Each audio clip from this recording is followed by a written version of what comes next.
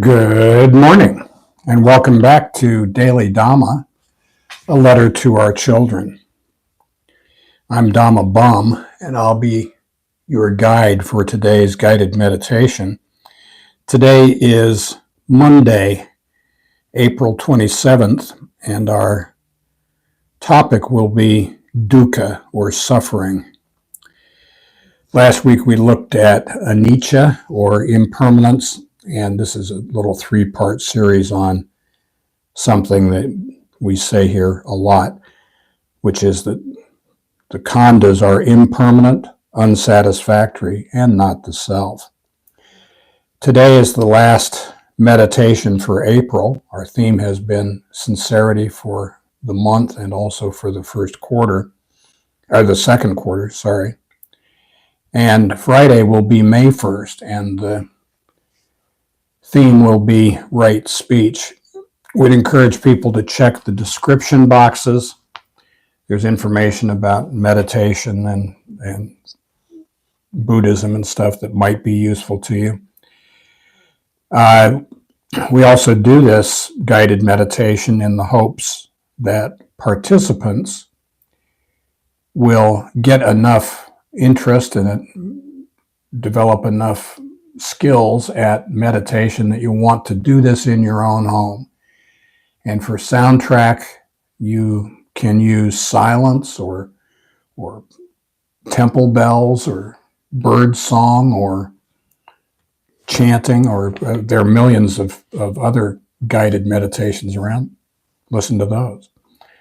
We start our meditation with samatha, or serenity, and then we move to panya, or wisdom. First we get serene, then we wise up. Wisdom never arises from a mind in turmoil. If it turns out that this is useful, please subscribe, like, comment, share with others. Consider giving us a super thanks. Oh, and also Daily Dhamma, a letter to our children, the book, is now available on Kindle Unlimited. And we want to thank Mrs. Dhamma for the flower arrangement, and Dhamma G, and Ediko, and Brian, and Mike, and Sam, and Mitsuko, and Neko. And with that, let's begin.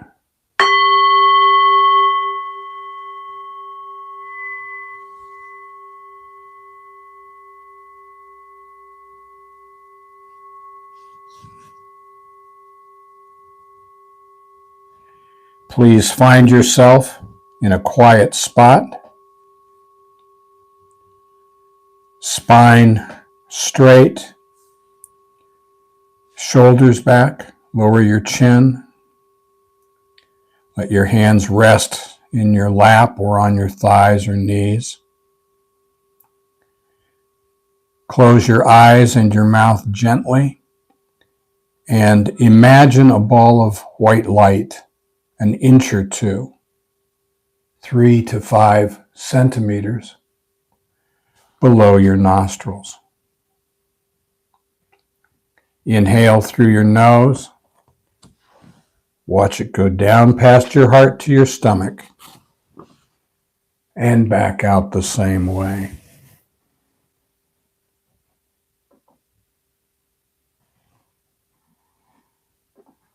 Inhale through your nose. Watch it go down past your heart to your stomach and back out the same way. Just smooth, natural breaths for you. When outside issues intrude, gently brush them aside, thinking, no, that's not my business. I'm focused on my breath as I breathe in through my nose, down past my heart to my stomach, and back out the same way.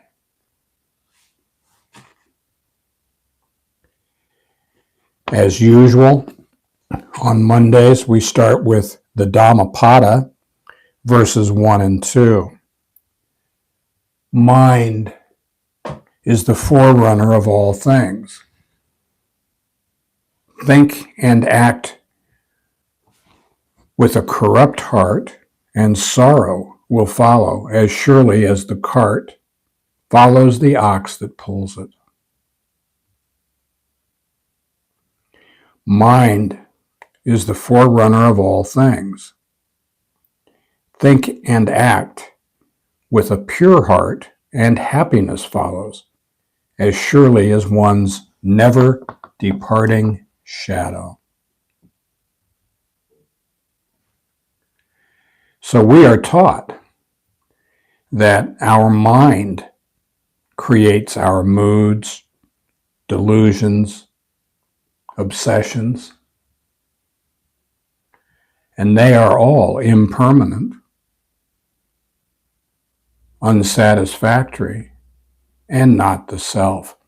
We meditate to calm our mind and tame our heart. We look at our thoughts, we examine them, we see them for what they are, and we let them go.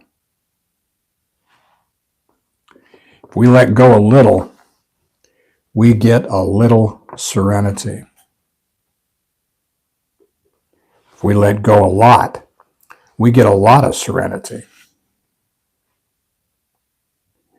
And if we let go completely, that is, if we accept life just the way it is,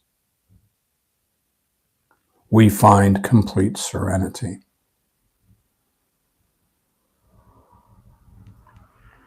We need to say a few words about the human condition. Our human life consists of 5 khandhas, or clinging aggregates. And they are our body,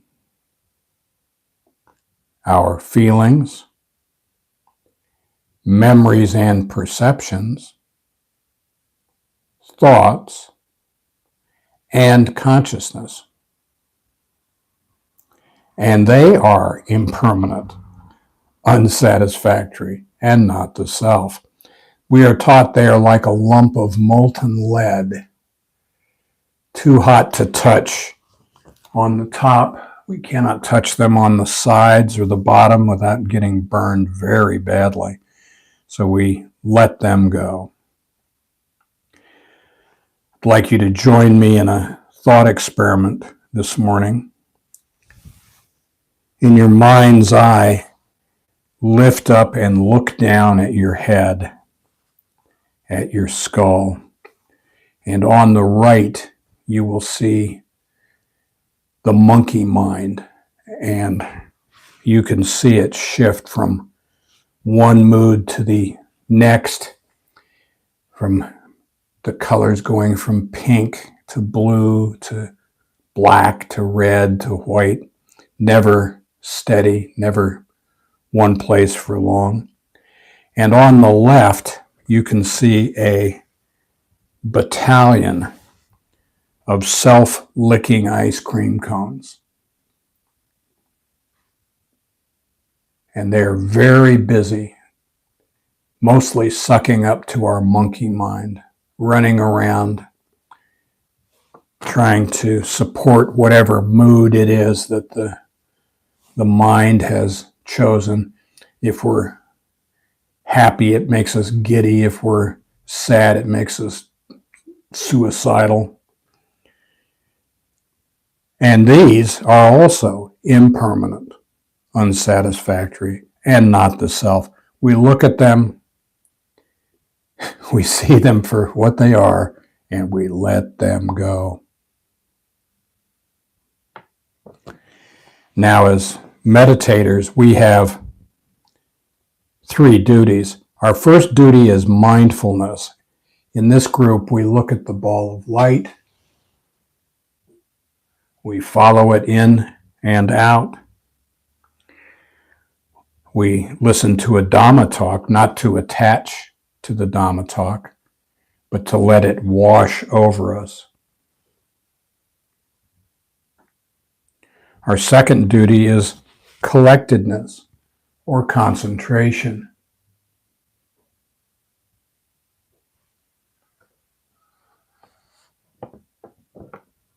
We focus on the light, and when outside thoughts intrude, when, not if, outside chatter is going to come in. When it does, we gently brush it aside, thinking, no, that's not my business.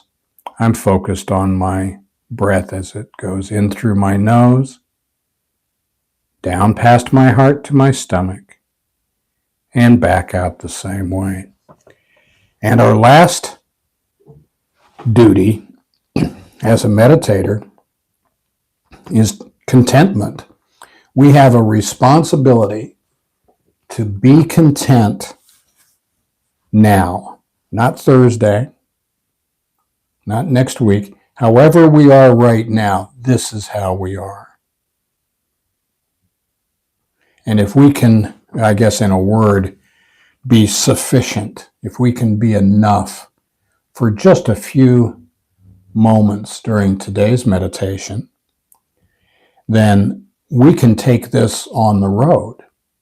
As we go through this week, we can put together little moments of sufficiency. We can be sufficient for a number of minutes, and we just stitch together little patches of sufficiency, and as if by magic, we look up and we go, holy cow, I have not had an angry, resentful, fearful thought for a couple of hours.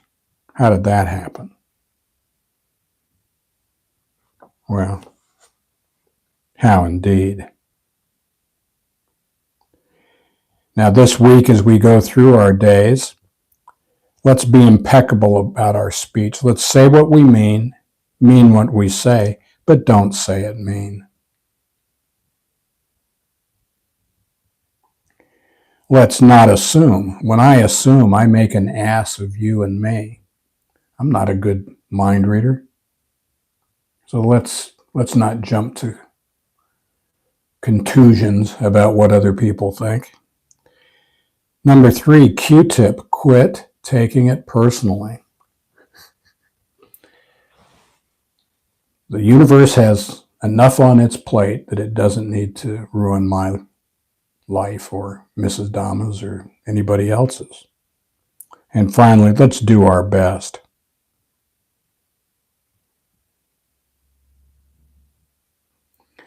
On Friday, we looked at anicca. Today, we're looking at dukkha, which is suffering, and we return to the Dhammapada, verse 210.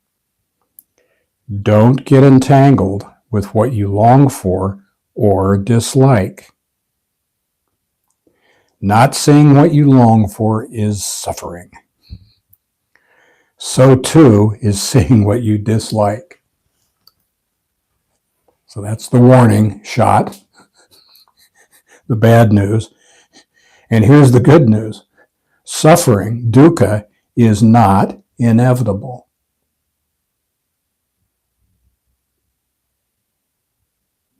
So, dukkha means suffering, unsatisfactoriness, and it is the inherent insecurity, instability, and imperfection of life, conditioned phenomena. Ajahn Chah said, suffering is none other than the first noble truth, isn't it so? Oh, yeah, there is suffering. So, are you going to look on it as something bad? Wow, that's a good point. I guess it's necessary. He goes on, dukkha satcha, satcha means truth. Dukkha satcha, the truth of suffering. Samudaya satcha, the truth of its cause. Nirodha satcha, the truth of its sensation. And magga satcha, the truth of the way leading to the cessation of suffering is how it is. He said, running away from these things is not practicing true Dhamma.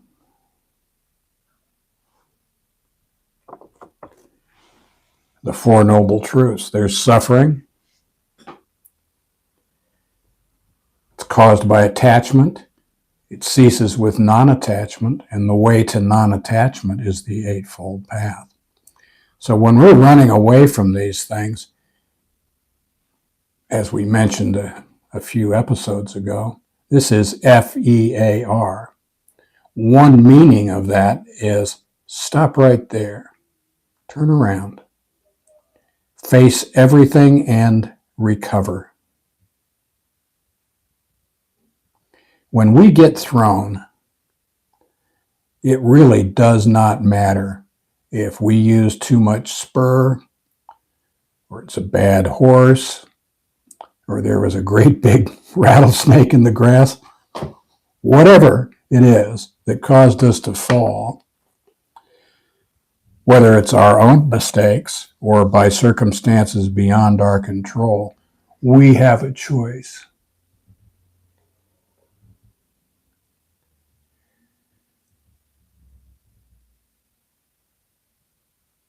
We can run away or we can face facts. Facing facts might be a tall order, but when we get thrown, we can dust ourselves off and get back on the horse.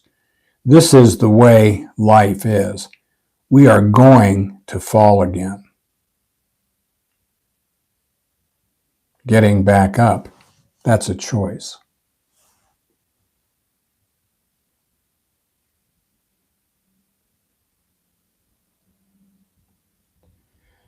Ajahn Chah taught us, he said, training in moral discipline can lead to conflict and confusion.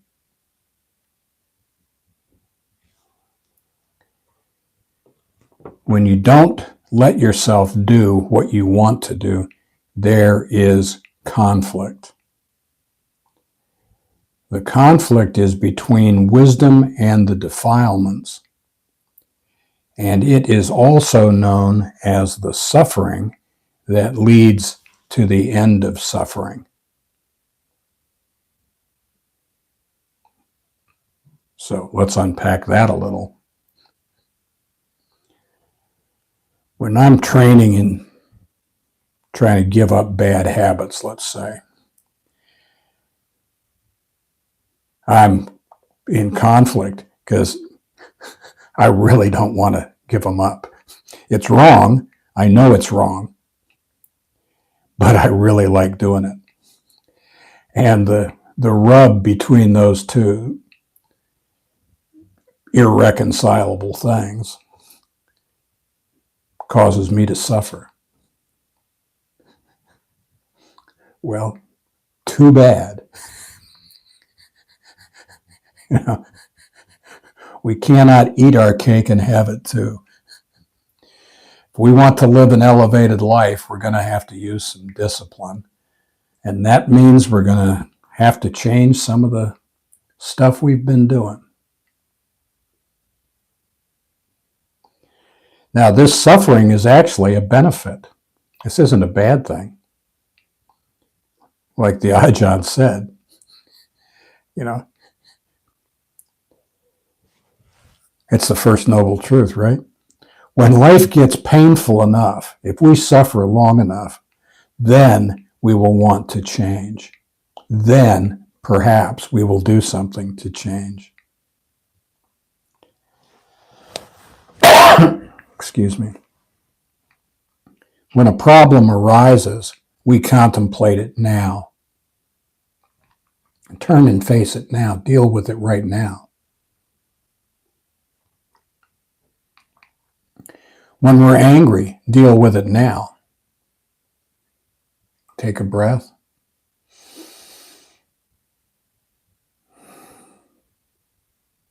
Pause. Reflect.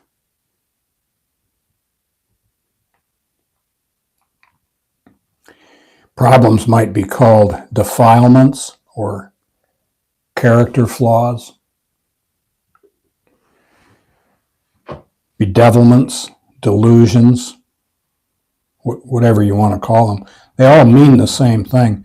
When we are attached to this, we must let this go.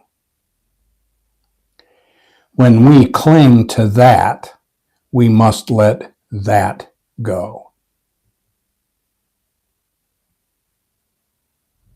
Those attachments cause suffering. Our suffering comes from craving, clinging, clamoring for stuff. So we look at it, we examine it, and then we let it go. Our body, our feelings, our memories and perceptions, our thoughts, and our consciousness are all transient, imperfect, and ownerless. Anicca, Dukkha, and Anatta.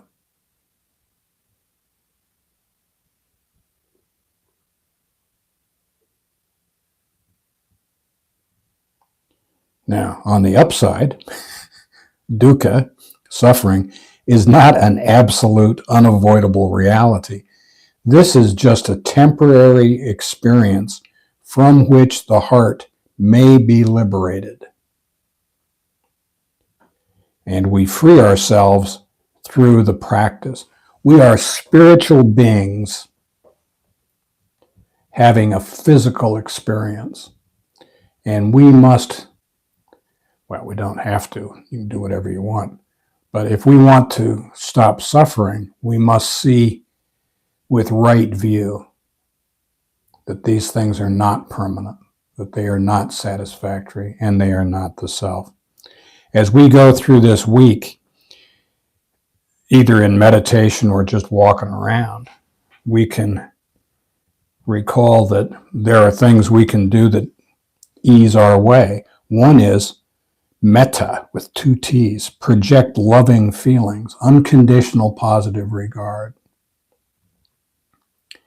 Generosity of the spirit, charity, not in the sense of giving alms, but in giving other people the benefit of the doubt. Other people had problems. Maybe we could help them out. Kindness, helpfulness, mindfulness, self-awareness, and selfless service to all are things that can help us get through this week. So as we go through this week, if you find yourself restless, irritable, or discontent, take a breath, step into the next room, close the door, put your earphones in, cue up this recording. Imagine a ball of light an inch or 2 below your nostrils. Breathe in through your nose. Watch it go down past your heart to your stomach and back out the same way. Namaste.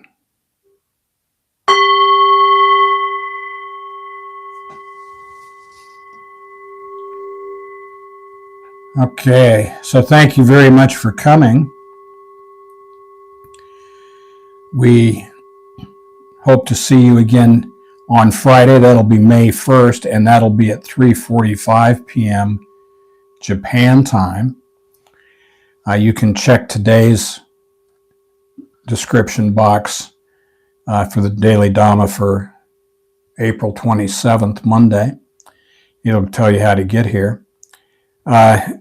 Please consider giving us a super thanks or a thumbs up or whatever. And again, Daily Dhamma, a letter to our children, is now available for download on Kindle Unlimited. If you've got that, you might want to give that a shot. Anyway, thank you very much for being here, and we will see you again soon. Namaste.